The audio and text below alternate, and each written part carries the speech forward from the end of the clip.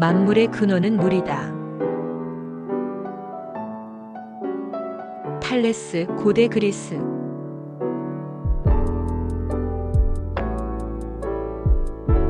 이 간결한 선언은 서양 형이상학의 새벽을 알리는 심오한 통찰입니다. 탈레스는 감각으로 경험하는 다채로운 현상의 배후에는 하나의 근본적인 실제가 존재한다고 보았습니다. 물이라는 특정한 물질을 지목한 것은 경험적 관찰에 기반한 추론일 수 있지만 그 핵심은 변화 속에서 불변하는 원리를 탐구하려는 철학적 시도의 시작을 의미합니다. 이는 단순히 물질적인 기원을 넘어 존재의 통일성과 근원에 대한 근본적인 질문을 던지는 위대한 첫걸음이었던 것입니다. 복잡하게 변화하는 세상 속에서 현상의 이면에 숨겨진 본질적인 가치와 원칙을 탐구하려는 노력을 기울여야 합니다. 다양한 관점을 통해 사물의 핵심을 꿰뚫어보고 흔들리지 않는 자신만의 철학적 기반을 확립하는 여정을 시작하십시오.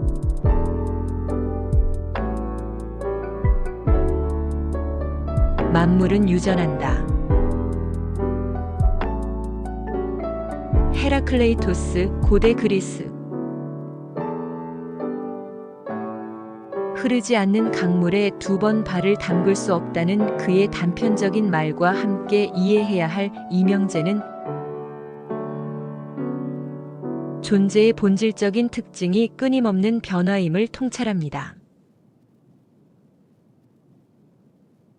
정적인 실체나 영원 불변하는 것은 없으며 모든 것은 생성과 소멸이라는 영원한 운동 속에 놓여 있다는 것입니다. 이는 감각의 안정성에 대한 근본적인 회의를 제시하며 변화의 역동성 속에서 진리를 파악하려는 철학적 탐구의 중요한 방향을 제시합니다. 영원히 머무르지 않는 변화의 본성을 받아들이고 과거에 대한 집착이나 미래에 대한 불안에서 벗어나십시오. 현재의 흐름에 유연하게 적응하고 새로운 변화를 두려워하지 않고 적극적으로 수용하는 성장의 자세를 견지하십시오.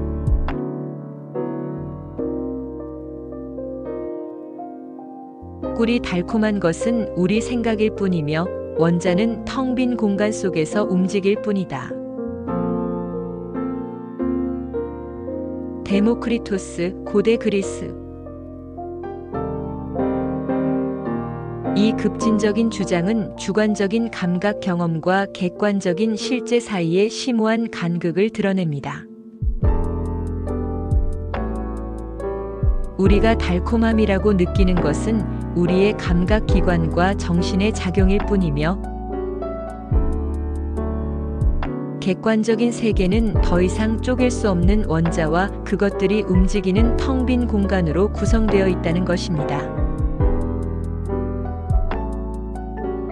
이는 환원주의적 물질론의 초기 형태를 보여주며 현대 과학의 물질관의 중요한 철학적 토대를 제공합니다.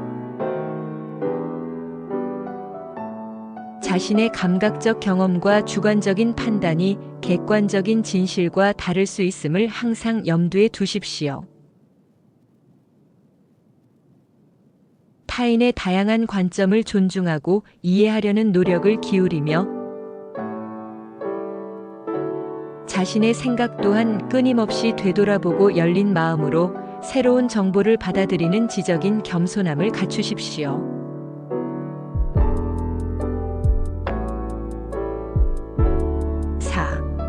쾌락은 삶의 목적이다. 에피쿠로스, 고대 그리스. 흔히 오해되듯 에피쿠로스가 추구한 쾌락은 단순한 감각적 향락이 아닌 고통과 불안으로부터의 자유, 즉 아타락시아의 상태를 의미합니다. 진정한 쾌락은 격렬한 흥분이 아니라 마음의 평온과 육체의 건강에 있으며, 이를 위해서는 욕망을 절제하고 지혜로운 삶을 사는 것이 중요하다고 강조합니다. 그의 쾌락주의는 현세적인 행복과 내면의 평화를 추구하는 실천적인 철학이었던 것입니다. 진정한 행복은 외부적인 자극이나 물질적인 풍요가 아닌 내면의 안정과 만족에서 비롯됨을 깨달으십시오. 불필요한 욕망을 줄이고 현재의 소소한 것에 감사하며 마음의 평화를 가져다주는 활동에 집중하는 균형 잡힌 삶을 추구하십시오.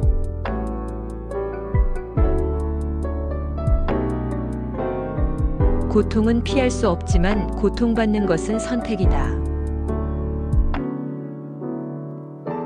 세네카, 로마 제국. 스토아 철학의 핵심을 꿰뚫는 이 명언은 인간의 내면적 자유와 책임을 강조합니다. 외부적인 고난과 역경은 우리의 통제 밖에 있을 수 있지만 그것에 대해 어떤 태도를 취하고 어떻게 반응할지는 우리의 선택이라는 것입니다. 이성적인 판단과 마음의 수양을 통해 고통에 굴복하지 않고 내면의 평정을 유지하는 것이 스토아 철학의 중요한 가르침입니다.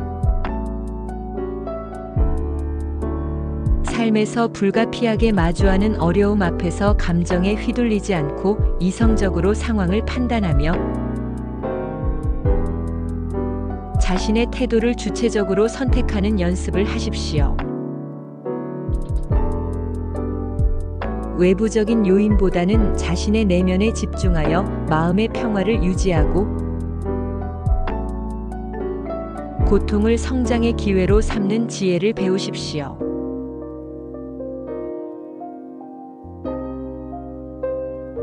영혼은 육체의 감옥에 갇힌 새와 같다. 아비센나 페르시아. 이 아름다운 은유는 영혼의 본질적인 고귀함과 육체라는 물질적인 제약 사이의 긴장을 포에틱하게 드러냅니다. 영혼은 자유롭게 비상하고픈 본성을 지니지만 육체라는 감옥에 갇혀 고통받는 존재로 묘사됩니다. 이는 플라톤 철학의 영향과 함께 영혼의 불멸성과 육체로부터의 해방을 갈망하는 중세 철학적 사유의 한 단면을 보여줍니다.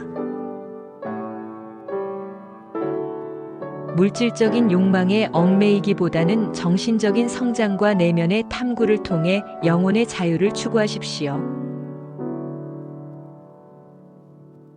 독서, 예술, 감상, 명상 등 내면을 풍요롭게 하는 활동을 꾸준히 실천하며 진정한 자아를 발견하고 실현하는 여정을 걸어가십시오.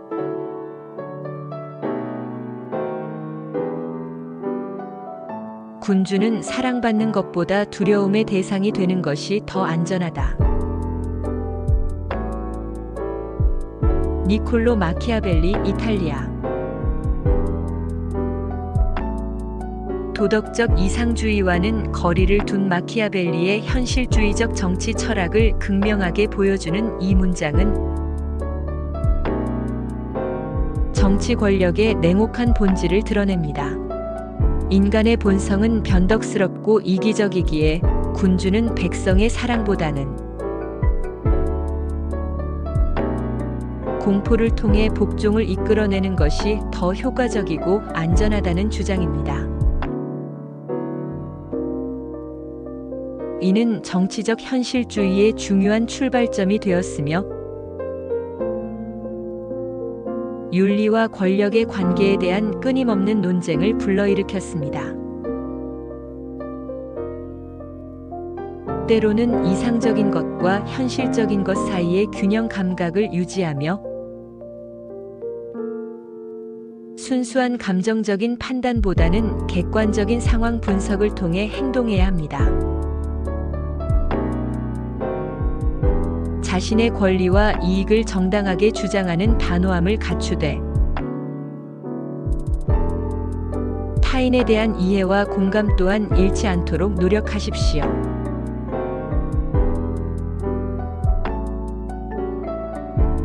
인간은 생각하는 갈대이다. 블레즈 파스칼, 프랑스. 이 역설적인 표현은 인간의 연약함과 위대함을 동시에 드러냅니다. 자연 속에서 가장 약한 존재일지라도 인간은 사유하는 능력을 통해 우주를 인식하고 이해할 수 있는 특별한 존재라는 것입니다. 이는 인간 존재의 취약성 속에서 발견되는 존엄성을 강조하며 이성적인 사고의 중요성을 역설합니다. 자신의 이성적인 사고 능력을 끊임없이 발전시키고 비판적인 시각으로 세상을 바라보며 깊이 있는 이해를 추구하십시오. 피상적인 정보에 현혹되지 않고 끊임없이 질문하고 탐구하는 자세를 통해 지적인 성장을 이루어 나가십시오.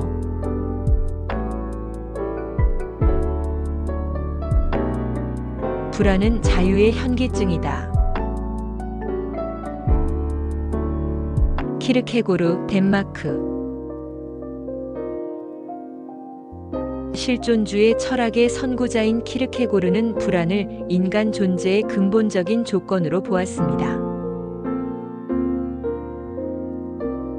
자유로운 존재로서 우리는 끊임없이 선택의 기로에 놓이며 그 무한한 가능성 앞에서 느끼는 두려움과 떨림이 바로 불안이라는 것입니다. 이는 실존의 주체적인 책임과 자기 결정의 무게를 깊이 성찰하게 만드는 통찰입니다. 삶에서 마주하는 불안을 회피하거나 억누르기보다는 그것이 자유로운 존재로서의 필연적인 감정임을 이해하고 받아들이십시오. 불확실한 미래에 대한 두려움보다는 현재의 선택에 집중하고 자신의 가치관에 따라 용기 있게 행동하며 주체적인 삶을 살아가십시오.